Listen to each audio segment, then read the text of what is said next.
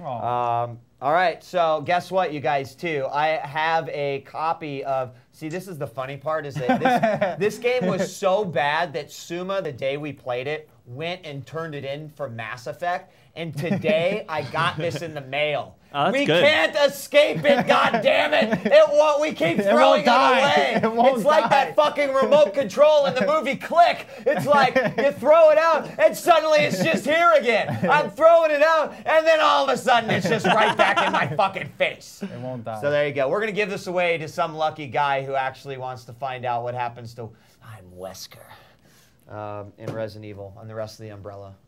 Crew. Moving along. Moving along! There's nothing to see here except for the newest next-gen game by Naughty Dog for the PlayStation 3. Uncharted, Drake's Fortune. Let's check out a little trailer to Drake's Fortune.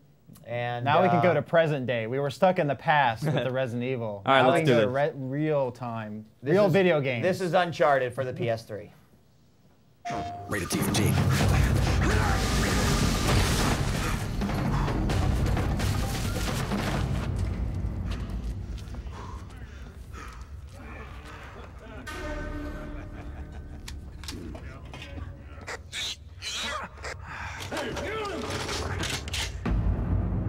I think it's for you. Uncharted Drake's Fortune, only on PlayStation 3. Well, this, Uncharted Drake's Fortune. That was quick. There you go. It Quick was and dirty. quick and dirty. Guys, you know, I don't even know where to start from this, other than I would say that, you know what?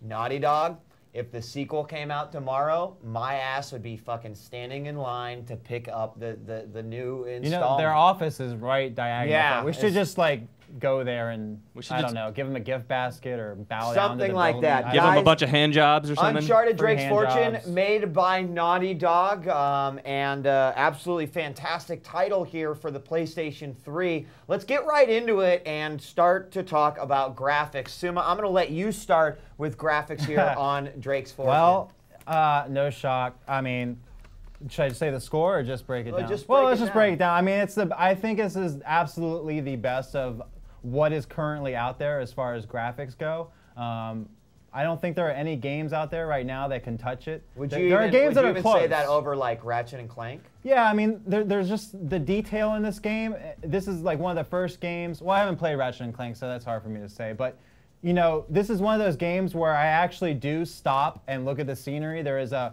were a couple points where you're overlooking the ocean and there's a sunset, or you're overlooking something, and I actually stopped to look at it, and I just kind of stopped and was mesmerized by the whole thing. I was like, oh, wow. A nice and like sunset. the water is amazing. The water is the best water I've ever seen. You know, I've seen some developer breakdowns of it, and they talked about how much time they actually spent on the water. The fact that your character gets, you know, wet blue jeans from going in the water. Yeah. I mean, they don't even do that in like cartoons. Or Half-Life, you know? I mean, dude. that's pretty great. You know, overall, And I thought you the know what? graphics were just absolutely brilliant and the best you can get right now. You know, there's no loading. Everything's loaded in real time. It's very fluid. It's pretty much the best of the best, in my opinion. I was just going to add to your, like, the whole wetness thing, is what I liked about that is that it wasn't like if your foot touched water, suddenly your jeans got wet. If you were up to your knees in water, then your jeans up to your knees would be wet until they And there's sort of points where dried you're off. swimming, so when you come out of the water, your whole completely body drenched. is like drenched. Yeah. Right. Yeah. For graphics, guys, what impressed me the most about this game is the fact that, and we talk about it a lot, you know, Rance was actually one guy who bitched about this a lot, which is like, I'm sick of seeing like trailers and shit that are nothing but CG and don't show the gameplay.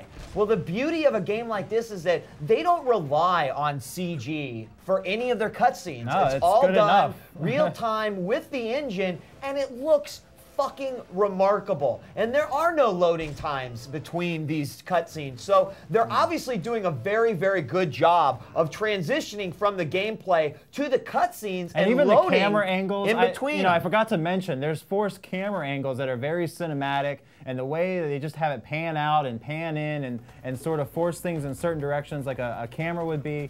You know, it's really one of those, another experience on the PS3 where you feel like you're playing a movie.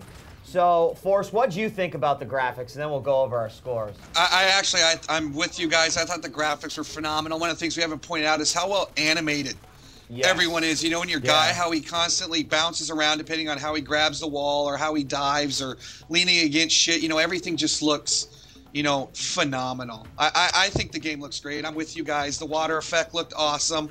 When you first see the water, first see a vista of a jungle, you're just like, holy shit, this looks amazing. Yeah, and I never stop and look at anything like that. And I stop and look. You love shiny things, though. Let's real quickly before we get our scores. Anything you guys didn't like about the graphics in this game?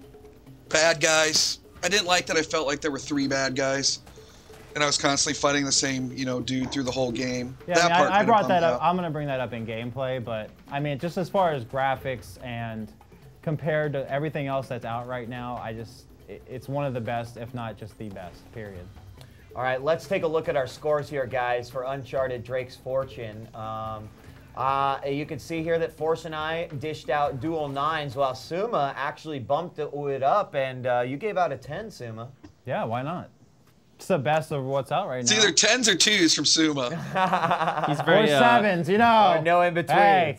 All right, sound. You guys, we talk a lot about voice acting in our games, and immediately, whether you played the demo or you've already played the full version of this game, you're gonna recognize that they did not cut corners when it came to the voice acting. No, from the main character to the protagonist to your sidekick to your secondary sidekick, there's not really any bad voice acting in this game at all. As far as like sound effects and stuff, I felt like they were pretty solid. There's not like a huge wider range of sound effects, but you are in a jungle, and right. there are only certain things around. You do have sound effects of like bullets hitting leaves versus bullets hitting like rock, bullets hitting the water. You know, so there are some sound effects where it's not as versatile as the fact that you really only ever have like 5 or 6 different guns through the game.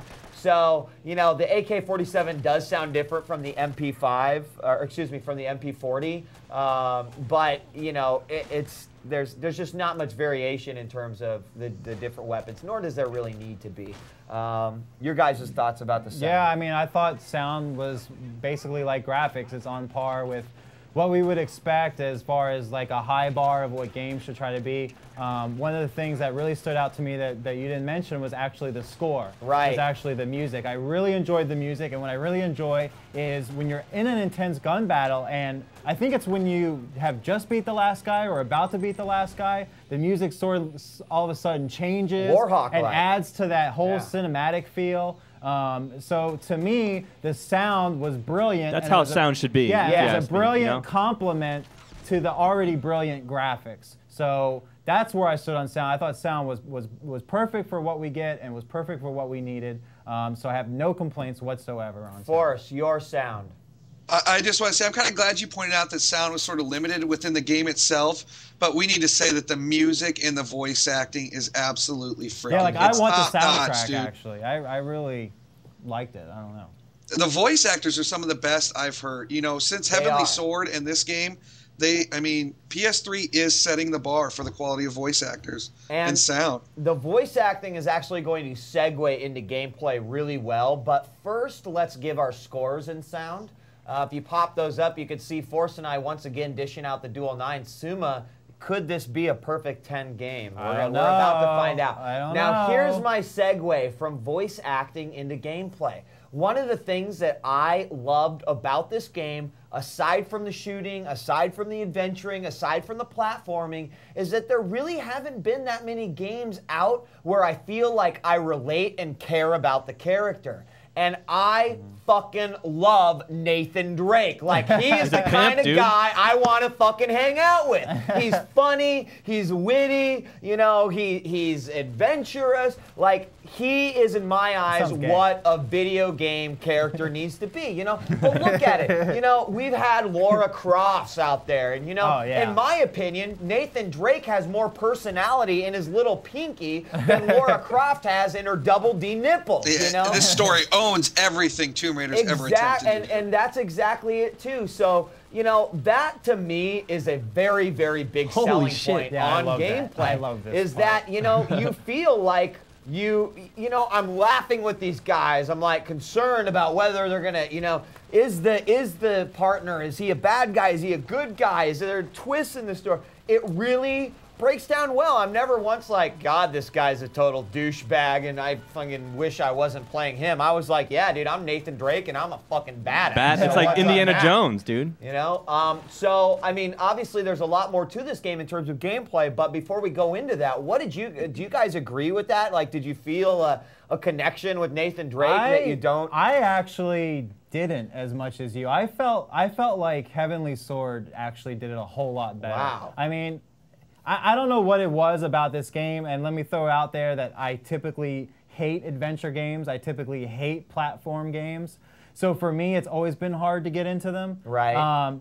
You know, I liked Nathan Drake, the character. I like the story. I like everything that's going on. But I feel like I wasn't as connected as I was with Heavenly Sword. Wow. I didn't feel that emotional connection like I did with that, or with Call of Duty 4. I felt like I was more involved with those games than this one, and I think that's because there is a lot of repetitiveness in this game, and there is a lot of platforming, and there is a lot of things that sort of take me away from the story that COD4 and Heavenly Sword didn't. I feel like those two games mix the actual action and story a little bit better. I felt like Uncharted had more, you know, jumping from rail to rail or being in long shootouts rather than advancing the story. I felt like there were longer pauses in between. That's not to say that's not an amazing story, that he's not an amazing character, that I didn't thoroughly enjoy the story and everything that went along with it. I just think that Heavenly Sword and COD4 did it a little better. All right. Well, I